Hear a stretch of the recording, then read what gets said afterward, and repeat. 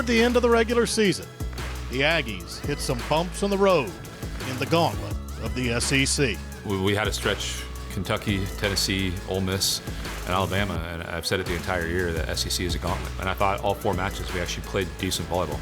I thought we got back to the basics of what made us us. And, I thought we showed that for quite a bit of time. And then in that, you're playing some of the best teams in the country in the SEC. We learned a lot. I think we improved a lot in how we played against both Kentucky and Tennessee. And then against Ole Miss, I thought we played sharp and we were able to kind of get different parts of our game flowing and in sync that we hadn't in a while. We beat Ole Miss at home, and then we went on the road to a very inspired Alabama team. They played well, and we didn't quite respond the way we wanted to. They played amazing volleyball, and it's a testament, again, to one, the SEC is tough. And 2, just if you play inspired volleyball, special things can happen. A lot of teams had tough losses. Almost every team in the country did this year to teams that maybe they shouldn't have lost to at different points. But for us, that coming at the end was hard. So it made us more thankful for the opportunity to get to play again and to really show the team that we can be.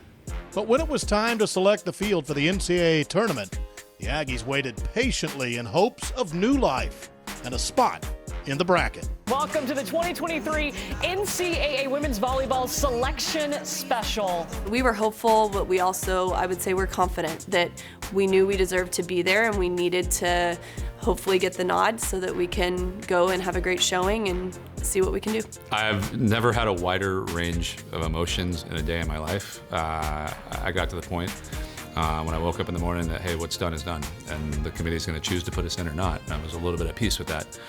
And then the first quarter of the bracket got announced, and my heart rate went up to about 130. And then we were pretty much the last team in the last slot that we possibly could have been announced. 2 more spots to go. Texas A&M Aggies, Jamie Morrison, first season leading this Aggie program. The 16 wins are the most since 23 in 2019.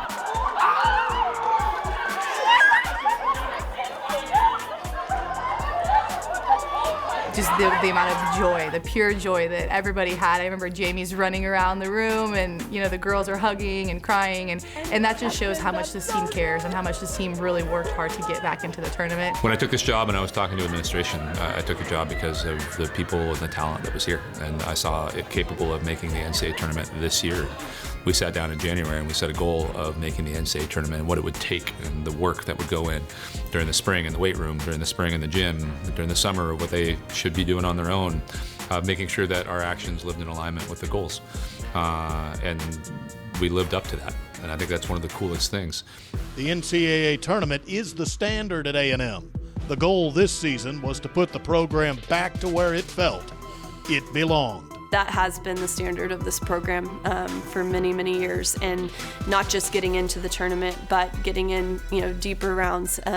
Multiple years in a row, they were able to go to Sweet 16s and have been to an Elite 8 and have had lots of success in the tournament. And we're working this team towards that. And it's really, really important that we're getting this back to that and making this not the exception where we popped in, but making it the norm, where this should be the expectation every single year that we're playing the week after the season ends, that we're watching Selection Sunday and seeing our name go up, because that's where this program belongs. And I'm proud and excited to get it back there. And it's not just any matchup to begin. It's the next installment of the rivalry in round 1. Face a familiar foe right down the road in Austin, Texas, the defending national champions. For me, from a preparation standpoint, I think of it as another match. I think from a school and the outside looking in, it's Texas against Texas A&M. And that is a big deal here. Yeah, so I think when I played in my 4 years, I think we played at Greg twice. It's a top-notch facility. I mean, it's great. It's a great environment to play in. They really, really love volleyball at that school, and I think it's a really good thing.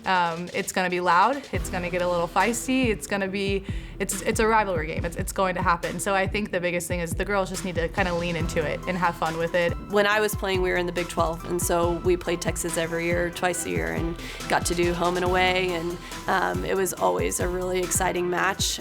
Playing at Gregory is a really fun place to play. At the time, playing at Girolli was a fun place to play, and we're looking forward to having them at Reed next year. But it's definitely a match that will be high caliber. It will be a lot of great volleyball, but also an excellent atmosphere to play in.